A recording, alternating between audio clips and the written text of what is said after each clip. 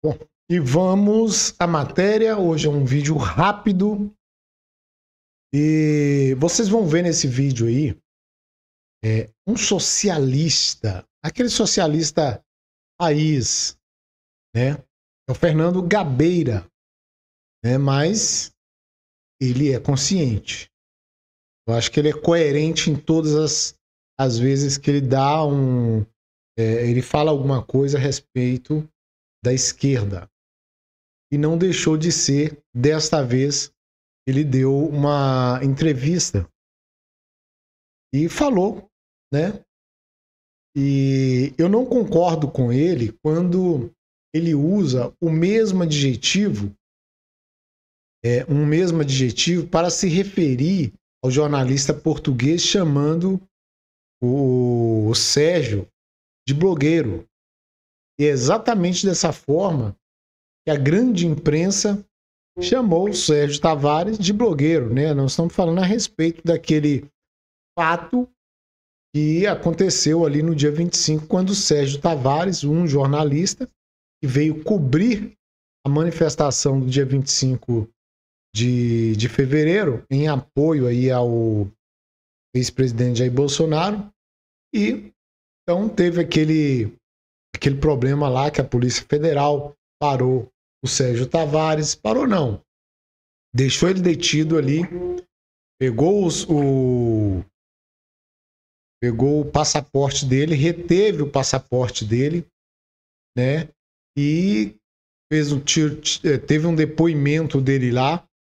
E todo esse depoimento foi em relação aos posicionamentos políticos dele, algumas declarações que ele fez via canal dele aí que tem na internet, né?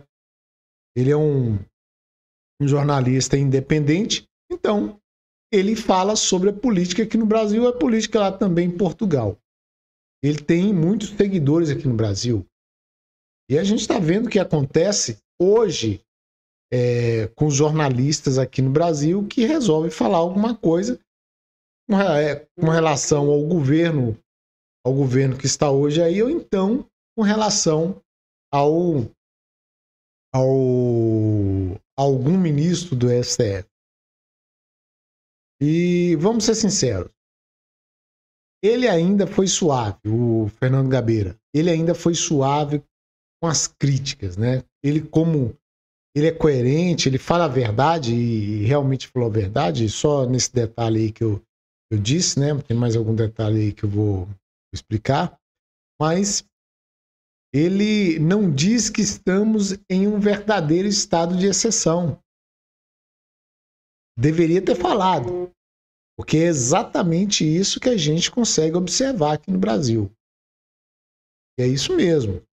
Quando a legislação foi deixada de lado, quando ela não é aplicada, né, o devido processo legal, quando a Constituição, que é a mãe de todas as leis, não é respeitada, chamamos então isso de estado de exceção.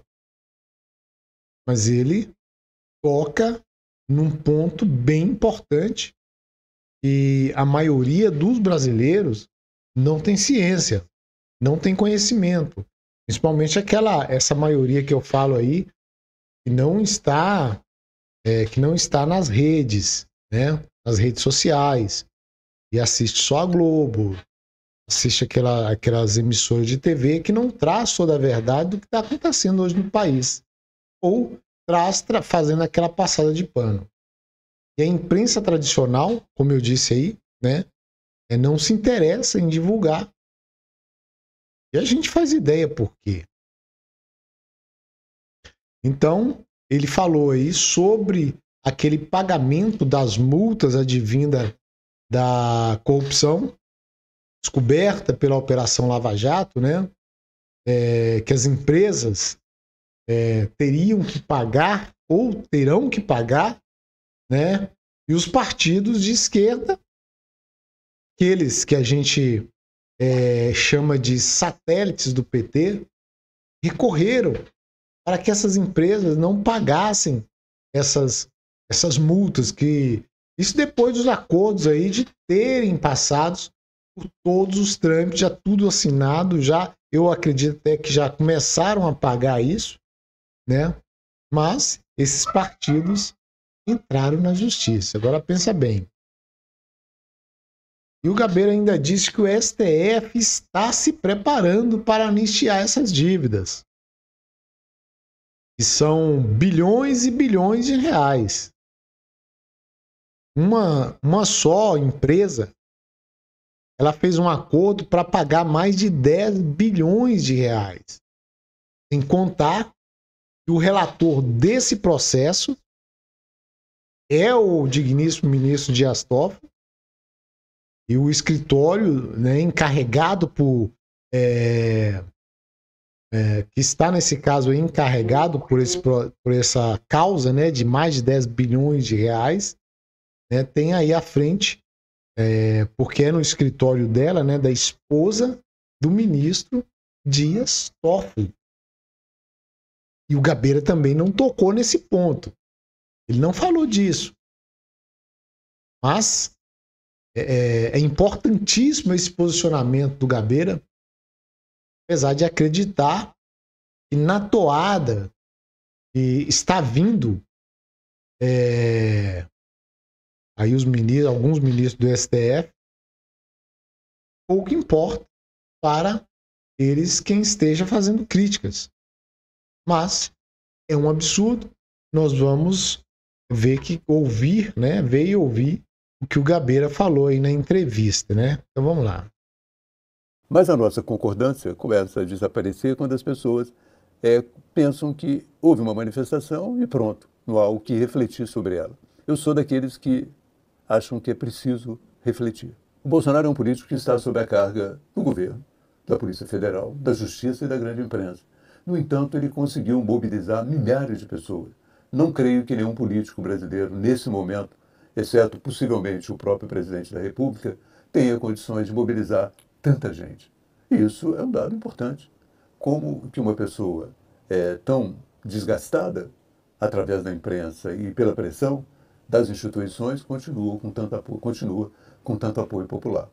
Eu acho que ali havia pessoas que são bolsonaristas, que gostam do Bolsonaro e o apoiam de uma forma incondicional. Eu acho que havia também gente que se identifica com a extrema-direita, que tem posições de direita e que estava ali para apoiar o seu líder. No entanto, eu acho que muitas pessoas que chegam a uma manifestação como essa também estão insatisfeitas com a situação.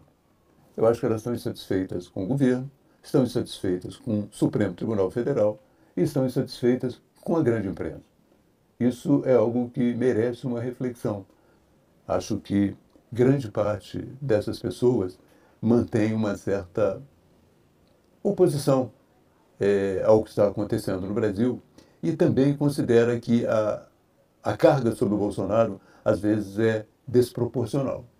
Você vê, por exemplo, que houve no dia da manifestação um episódio perfeitamente evitado. Prenderam um blogueiro português, Sérgio Tavares. O blogueiro é de direita, mas e daí? Né? Prenderam o blogueiro e acabaram elevando o episódio a uma dimensão internacional. Hoje o blogueiro já tem 1 milhão de seguidores, graças, parcialmente, à Polícia Federal Brasileira. Também queriam que o Bolsonaro fosse depor num inquérito sobre uma baleia no interior de São Paulo que ele teria incomodado. Com seu jet ski, ele teria incomodado a baleia. Então, é preciso rever a tática para evitar que esse processo de polarização continue sem que ele seja atenuado. Eu acho que é difícil você romper esse processo de polarização, mas você pode atenuá-lo e você pode corrigir ao longo do caminho erros que são erros que, de uma certa maneira, não só favorecem o Bolsonaro, mas também são erros dispensáveis, independente de favorecerem ou não o Bolsonaro, são erros dispensáveis. Da mesma maneira, eu acho, né, que o Supremo Tribunal Federal tem que tomar muito cuidado. Ele está se preparando para praticamente anistiar a dívida das empresas que fizeram um acordo de leniência no período da Lava Jato. Essas empresas usaram a corrupção, essas empresas, algumas delas foram à imprensa pedir desculpas pelo que fizeram, e, no entanto, a partir de uma decisão do Toffoli, já começaram a ser, de uma certa maneira, dispensadas as suas multas. E o mais interessante é que esse questionamento do pagamento das multas das empresas foi feito pela esquerda, pela extrema esquerda, não, mas pela esquerda mais radical, o PSOL, o PDT. Eles entraram na justiça querendo que essas empresas não pagassem a sua multa.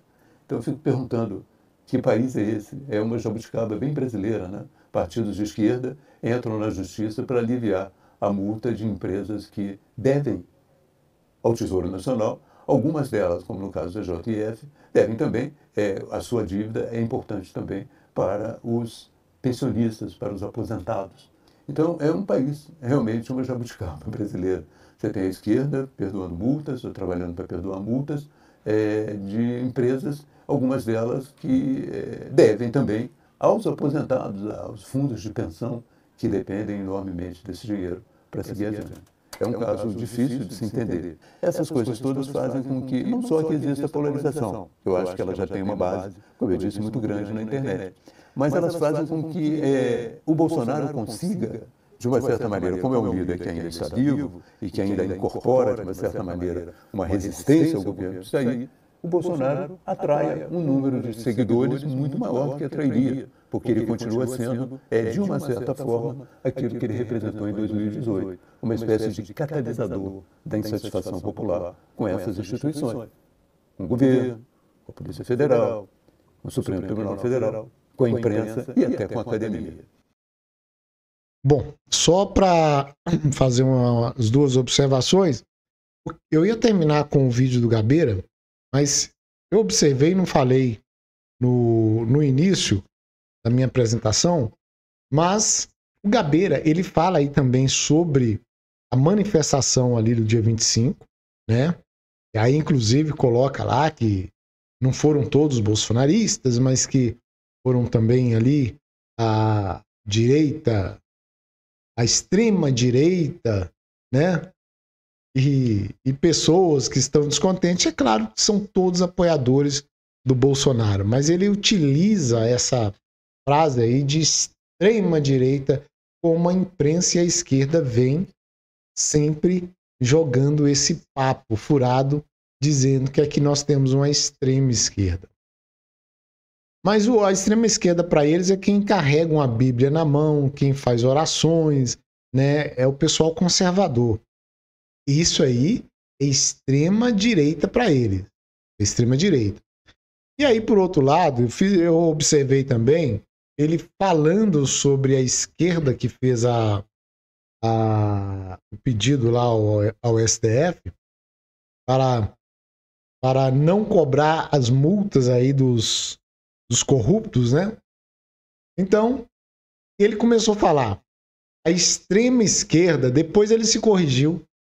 Falou, não, extrema esquerda não, é esquerda mais radical. Ou seja, para eles, principalmente esses socialistas fabiano, como eu acredito que o Gabeira também é um socialista fabiano, mas como eu disse, não falar a verdade, né? Mas algumas coisas a gente sabe que ele passa o pano mesmo para a esquerda. E não admite que exista uma extrema esquerda. E a gente sabe que existe. Extrema esquerda aqui, a gente sabe o que faz, qual que é o lado deles. Eu não vou tecer aqui mais comentário a respeito disso. Mas esse vídeo era para demonstrar, para mostrar aqui a sinceridade aí do Fernando Gabeira, né? Trazendo esse assunto aí. É muito importante que alguém do outro lado, alguém da esquerda, faça comentários igual o Gabeira fez aí. Assuma a realidade, assuma a verdade dos fatos.